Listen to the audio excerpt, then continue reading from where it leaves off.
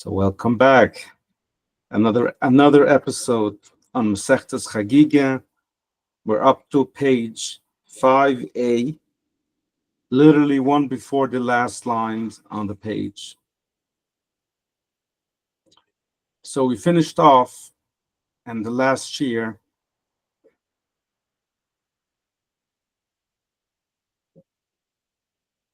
we learned about, yes, of course, we're learning about the sages having certain psikim, certain phrases that made them cry. But we also touched onto this topic that one day trouble will hit us. Moshe Rabbani is saying that we learned there's going to be a lot of troubles, ruos, rabbis, which means more than one, betzuros, and those troubles will be, those bad things will be troubled to each other. So now we're continuing on that theme, and notice how until now the sages shared stuff about themselves. Now we're a little bit switching gears, and we're starting to look at Hashem from a different lens. I want to say something maybe a little bit harsh here. We know the phrase. I'm going to say it in Hebrew, and then I'll translate. Udam niker bekisoy bekoisoy bekasoy. So in Hebrew, it's an interesting phrase. In English, it's you can recognize a man as to who he is, what he is, at three places. The kisoy, when it comes to his pocket, when he has to spend money, you can see what kind of person he is. The koisoi, which means on his cup when he drinks, and he gets a little loosened up, you can get to recognize the man. And bekasoi means when he's upset. When he's enraged, kaso means a little more than upset.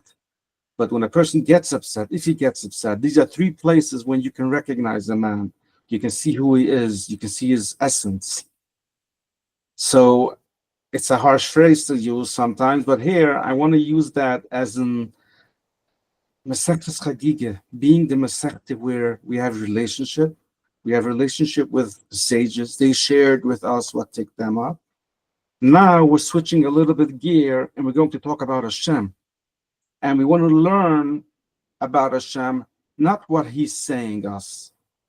What we're saying us, we can see open in the phrases, open in the psikim, in the Torah.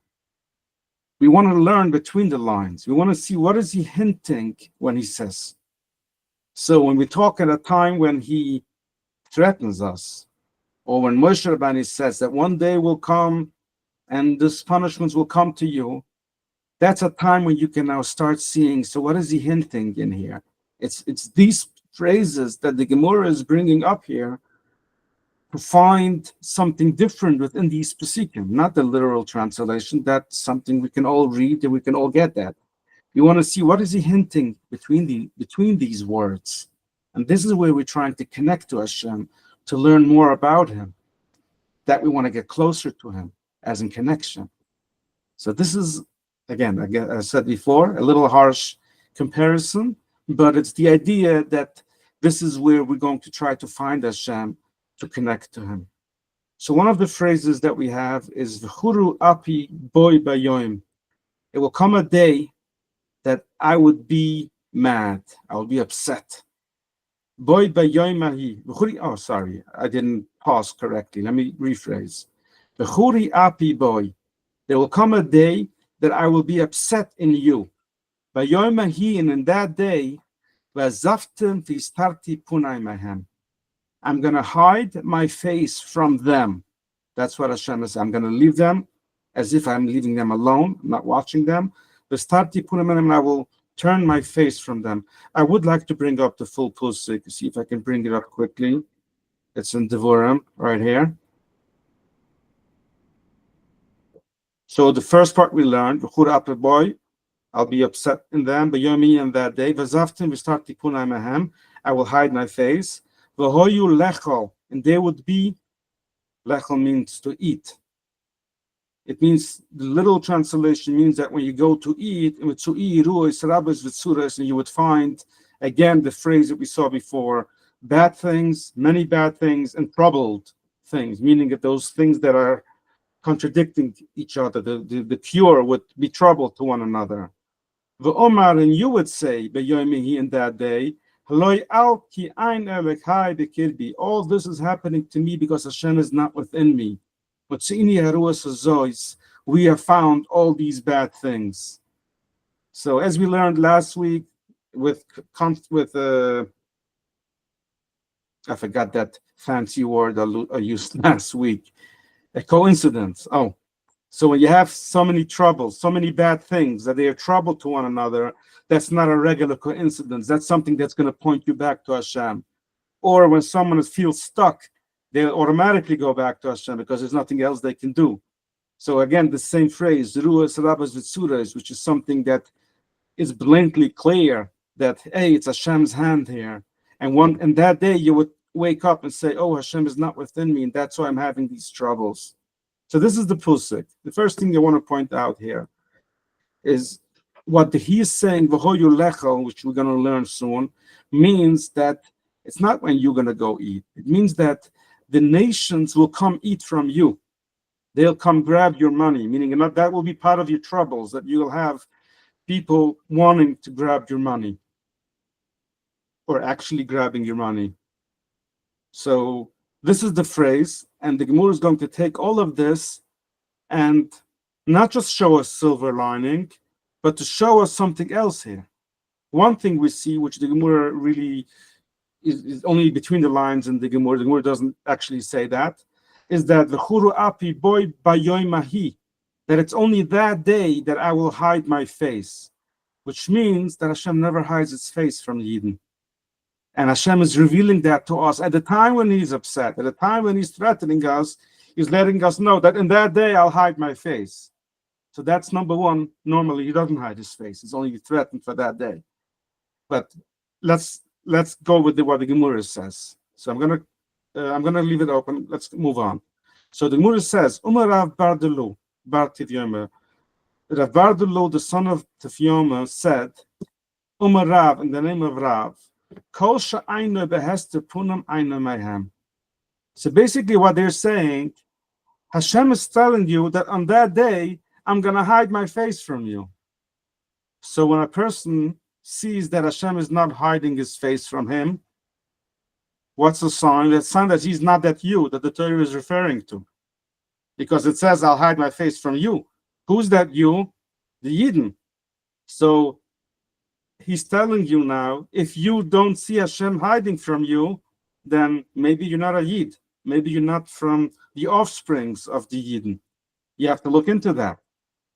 So that's a twist, and I'm going to come back and rephrase this.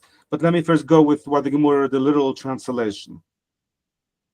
Then the Gemara keeps on saying, Kol sha'aynoi bevohoyu lecho, everyone who is not stuck with this decree that the nations will come and want your money. And I'm moving over to page 5b. Aynoi mayhem is also maybe not of those. Maybe not one of the Yidden. We'll come back. So Umalai Rabbunan Ruva. So the Rabbunan said to Ruva, very interesting what happened here. Mar, meaning your rabbi, meaning your Ruva, loy behester punam issa. Ruva was a very rich person. And they looked at him, they said, like, what are we learning here? There's someone who doesn't have troubles from the nations that want his money, or someone who doesn't have Hashem hiding his face, meaning other troubles, is not a Yid. We know that you're a Yid, and you don't have Hester Punam. And not only that, and you're also not of those that the nations want to eat your money. They want to grab from you. So how is this possible? Omalihi, so Ruva answered to them, Mi yudu isi, do you then know, Kamu Mashadran no Betzina by Shibar Malcolm? Do you then know how much money I keep on giving to the king, hidden under the table? People shouldn't see, so that they shouldn't cause me any troubles. Of course, I'm having troubles with them. So the Gemara says here, even though that he proved to them, he told them that I am suffering from this decree as well. Yahava by Rabbunon Einai, the Rabbunon had their eye on him, and it's basically meaning it's a bad eye, like a jealous eye. And what happened is Adahucha, it not much time passed by, Shadir Levi Shabir Malka V'Gavri. Some messengers of the king came and they took away his money. And he became poor. Amar, so Ruva said, Hana this is what we learned. What did we learn? Rab Shimon ben Gamliel, Rabbi Shimon, the son of Gamliel, said, Kol mukum shenasni chachomim anayim. Every place that the sages would give their eye, there's oy misa or oyni. Either there's death for that, or there's the equivalent of that, which is being poor, which we know in the Torah that's the equivalent of death. Wow. Got to slow down here, take a little pause. What have we just learned, and what do we walk away with? What has this changed me with? Torah is here to teach me something and not just a storybook. And if it's just a storybook, quite a scary story here. So what are we doing with this? So I want to come back and let's rephrase a little bit and see what it's teaching me. What am I taking away? And again, I'd love to hear from you and anyone else who listens to this later on in the comment section. Please share what you take away of this. So again, we're starting off with the pusik that Hashem is telling us one day will come and bad will hit us. There's two ways of looking at that. The Marshu says one way, that Hashem always, in Hebrew, noise punav, always shows a nice face to the Yidden. As we say in the Birkat Kahanim, when the Kahanim bless us, they say, Yisu punav, Yisu Hashem punav alecho. Hashem should give you a nice face, meaning that he should show favor to you, towards you. So Hashem always gives favors towards us. It's only at that day when we're troubled, only so that to wake us up, to remind us, hey, you need to correct something. So he's showing us upset, a face of being upset with us. That's one way. The Marshu says that way. Another way is that for Goyim, for non-Jews, Hashem does not punish them, if I can use the term punish, right away. If someone is bad, Hashem would leave him go until his day comes when he gets totally wiped out from this world and from the world to come. But a Yid, Hashem would never allow that to get there. When a Yid does something wrong, Hashem would right away send him a message, right away try to correct him, right away point him to the better direction. And that's why there's a Hester Punim. When Hashem hides his face, that Hester Punim is to show us right away a message.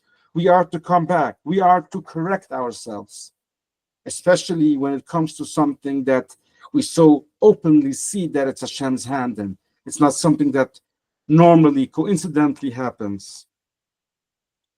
My daughter came home from school the other day,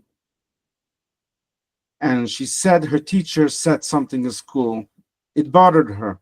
She said, her teacher said that Hashem told us that he loves us. And if we don't believe him, that he loves us, he's also telling us that he created us in his form, in his shadow. Basically, B'Tselem Elokim Berusi. He created us in his shape.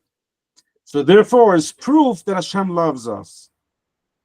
So my daughter asked the teacher, if we don't trust Hashem by saying us that he loves us, why do we trust him more when he tells us that he created us in his shape? It's both his saying. Why does that have more value to me to tell me that that's the proof that he loves me? So you know what happens with the teachers, when you ask a question, they don't have an answer. Oh, you're not allowed to ask questions like that. My daughter came home very disturbed with it.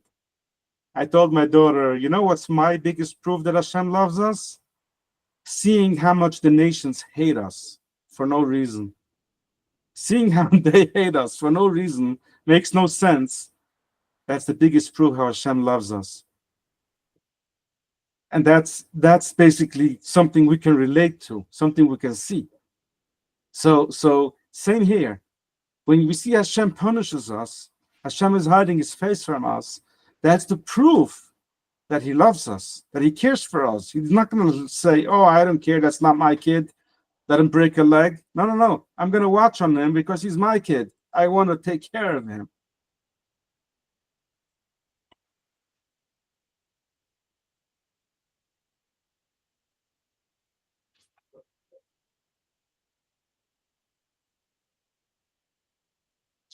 When we learn afterwards that that we are should be, that the nations want our money,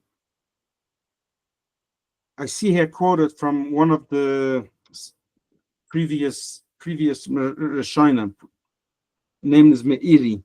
He says that it's not to be taken literal that they're actually after our money. It's just that we shouldn't think after Hashem. We should just accept his judgments on us, knowing that Hashem knows why things happen to us, and not that we should be complaining and saying, hey, Hashem, you're making a mistake, something is happening here. How could it be that me being a Yid is suffering, and when someone who's not a Yid and someone who's not so connected is not suffering this? So he's saying it's not too literal, it's just the idea that you should be more accepting of Hashem, knowing that, hey, it's a good sign that you have these troubles. Now, the bottom part, which bothered me very much, is how can we say on the sages, which they were perfections to their character traits, to their midas, that they were the ones who gave a bad eye to Rava? Were they jealous of him? It really bothered me, this part. So I looked it up here and I found someone saying, Ben Yehuda, he says that it wasn't that they had a bad eye. They asked a genuine question. You see, the sages lived the Torah. And when they lived their life, they lived Torah. And when they learned Torah, they lived their life. It was one. It wasn't they're learning something and then they come back, okay, now I'm back to regular life. It had to match. So when they learned that a person who is not suffering is maybe not a Yid, they couldn't understand that. How could Rava not be suffering then? They asked a genuine question out of life and not out of having a bad eye. Now, because they're so holy, because they're so perfection, every little thing of them is already considered. And therefore, they phrase the question in this way that already caused Rava. And on the other hand, you see, Rava was also connected to Torah. He wasn't complaining or yelling back at the sages. He went right back. He says, oh, that's exactly what we learned, that every time when they give an eye, it's either death or poor. So Rava also lived life like that. And this is something we see here, that there was no disconnect between Torah and life. They lived Torah. And therefore, they had a genuine question which life just didn't make sense to what they've learned in Torah. And the same thing, Rava, when he did get a beating, he was like, oh, that's exactly what we learned. It's part of Torah. It all makes sense. It all goes together. And it wasn't being upset at them or really yelling at them. No, it's the blueprint. It's the Torah. That's how things go. So that's a very strong message here to see where it goes both ways. But it wasn't the fact that they actually had a bad eye, that they were actually jealous of him. Anything else you want to add on this, or we can move on? I'm trying to download all this information first. You're taking notes. It's a lot of information, and it's interesting thoughts here. We know when we daven, we talk to Hashem. When we learn, Hashem is talking to us. We listen to Hashem. So every little piece of Torah that we learn and we see from the phrases from Pesikim, we get to shape our mind to think like Hashem, to try to connect him, to try to understand him, to try to see his view, the Torah view on life, on things. So this is like very, very strong stories in life here as to where and how to look at things. I'm going to do one more piece here. So there's a phrase, the next pusik. Again, Hashem is saying, I'm going to hide or I'm going to conceal my face within concealment. The double expression, and the Gemara is going to come back to this and explain. I'm going to hide my face by Yom Mehi on that day, meaning normally I don't. That's what we see. But on that day, I'll hide my face. Umar Ruva says, Umar HaKadosh Baruch Hu says, even though I'm going to hide my face on that day, but in a dream, I'll still reveal myself to them. Meaning that Hashem, even though when the Yidden are not worthy to have prophecy, that Hashem should come and reveal himself, but in a dream, he would still come to the righteous and tell them on a decree that is about to happen or something that's about to happen, to give the Yidden a chance to pray and to change and to make things better. And where does he see it? He sees because Hashem threw in the word punai. I'm going to be hiding my face. So what does it mean, my face? It means Hashem, when he did prophecy to Moshe Rabbeinu, he would speak to him face to face. So Hashem is telling him with this word, I'll hide my face. I won't be giving you prophecy like I've given you before. But it doesn't mean I won't do anything. I'll still give you in a dream. I'll still give you signs to look out for.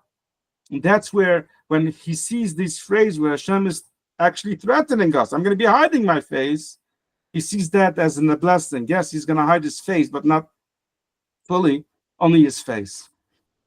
Rav Yosef says, now the Marshul corrects this. He says Rav Yosef isn't arguing of Rava. It should have says Umar Rav Yosef and Rav Yosef says, not just that he's saying something else.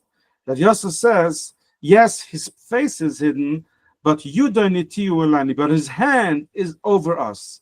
Meaning, even though his face is turned around, but he has us on his lap with his hands over us. Meaning he was fully protected. He hasn't let go of us. Because it says in the Pusik, I'll be covering you. You'll be staying on the shadow of my hand, meaning my hand is around you. So these are the phrases that they took out from this Pusik when Hashem says, I'll be hiding my face from you. So the Gemara finishes off with a story. Reb Shia ben Chananya have a kur by Kaiser. Reb Shia, the son of Hananiah, he was by this Kaiser. So a king or some higher, I'll use the term, politician. So there was one of the people in front of this Kaiser that wasn't a believer in anything, was an atheist. And in front of the Kaiser, when he sits on a throne and people are there, nobody dares to say a word. But when you want to say a message to one another, you would show sign, you will make a sign language. Because it's not a covet, it's not in the honor of the Kaiser for people to be talking in front of him between themselves. So this Apikoides, this atheist, shows Amai Dradriniye Murai La'apai Minai. He shows to Rabbi Yoshia ben Hananya that you're in a nation that your God has turned his face away from you. Like he would sign him that his face is twisted. Achvelai, so he showed him back, yeah, although his face is now turned away, but his hands are still over us. He still protects us. So seeing what's going on here, this Kaiser realized that these two people are winking to each other. They have something going on between them. Like Kaiser Rabbi Yoshia. The Kaiser says to Rabbi Yoshia, Ma achvilach, what is he telling you? So he's basically testing to see if they understood each other. So Rabbi Yoshia says, Amai dradriniye murai l'apaminai. He has told me that we're a nation that our God has turned his face away from us. And I answered him, but his hand is still over us. He's still protecting us. Okay. So the Kaiser now turns his face to that guy. He goes to that atheist and asks him, Ma akwasla, what's your story? What have you been telling him? What's going on here? So he confirmed first the first part. He says, Amai dradriniye muraminai. I showed them that you're a nation that your God has turned his face from him. Ma ich will auch, and what did he answer you? The Kaiser asked. Lo yudano. He said, I don't know what he answered me. He didn't understand the answer. He must have showed him a fist or something. He didn't understand the answer. Amirai, so the Kaiser said, Gavrid lo yuda mai machvilai, a person that doesn't understand someone on sign language, someone that shows him something, but muchoik yachvai kamai malka, is worthy to stand in front of a king. So the Kaiser called himself a king. You're not worthy to be standing in front of a king if you don't understand what people show you by sign language. You do sign language and someone answers you, you don't understand, you're not worthy of being here. Abki vekatli. They took that guy away and they killed him. That's the story.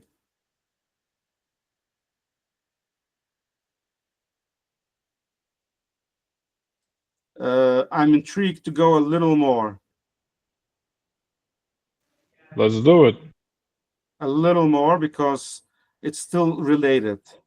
And then we'll pause and we'll see what can we take away from here. So the Gemara continues, when Rashi ben Hananya passed away, meaning his nefesh left his body, his soul left his body, the Rabbunan were worried. They said, who is going to help us now from all of these atheists? Because it sounds from here that Yeshua ben Hananya was the guy. He was the guy he was a smart guy, and he was the one who would challenge them. If they would have questions, he would be the one to answer. And now that he passed away, the sages were worried. So they got their answer. Someone told them of the Eitze Mebunim, which this is a quote of Yirmiyahu. I want to make sure that I'm quoting right. Yes, it's Yirmiyahu. Of the Eitze Mebunim, when they lose the wood from stone. Of the Eitze Mebunim, when wisdom or Eitze, which means ideas, goes away from my kids, from my bunim, nisrachu chachmusam, so will their wisdom go away. Meaning that kivin sha'avdo Eitze Mebunim, once the Yidden lose the power of Rebbe Shia ben Hananya, which he was the Eitze, he was the one with the wisdom to know how to answer. So would the nations lose their power of strength, of understanding, so that the Yidden don't need anymore someone like Rebbe Shia ben Hananya to be able to answer it. So basically saying that the world is always in a balance. Oh, I'm already going into what I'm taking away from it. So let me pause. I'll come back. D-boy Simon, and then Gemara brings another phrase, my hoche, from another prosuk that we learn, which means basically, let's travel, let's go, and I'll go against you. Meaning that everything in this world is within a balance.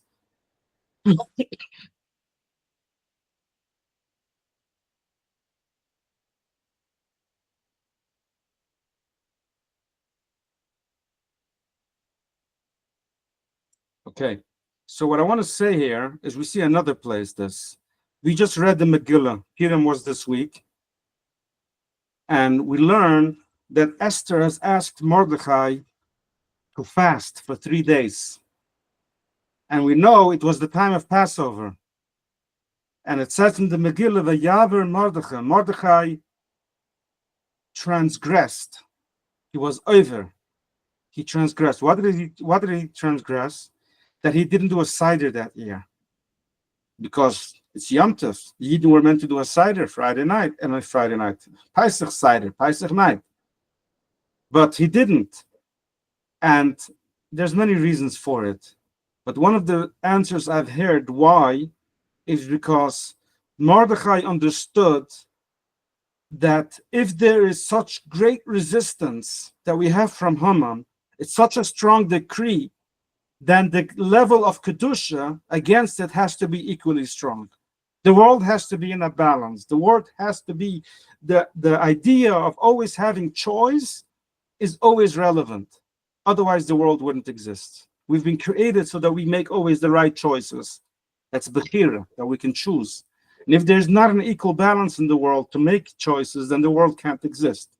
So Mordechai figured, I'm going to bring down the level of holiness by force, by not doing mitzvot, by not having decided that Pesach Nacht, and at the same time, the Tima, which is the reverse or decree, will have to soften up because it has to be balanced.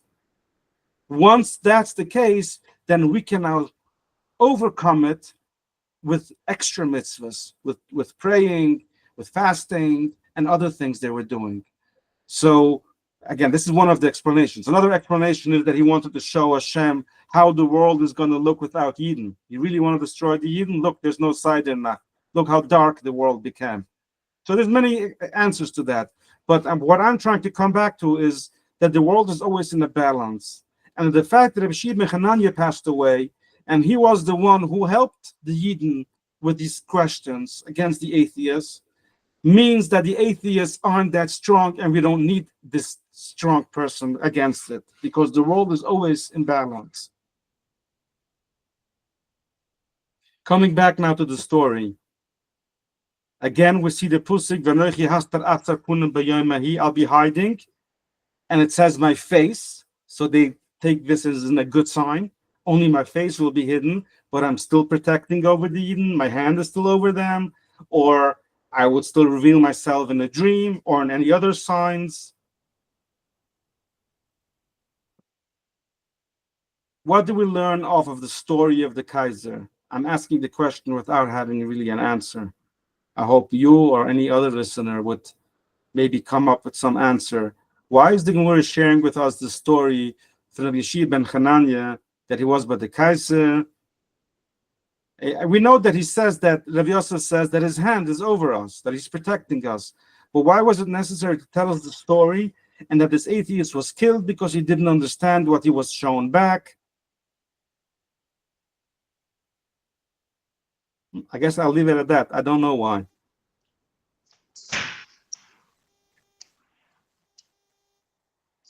I think there's some sort of a message that I think we're going to be able to understand going forward. I think there's much more to it than where it is right now.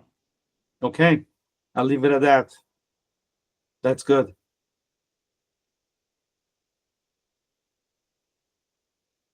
Okay, so thank you for listening. I'll stop the recording now.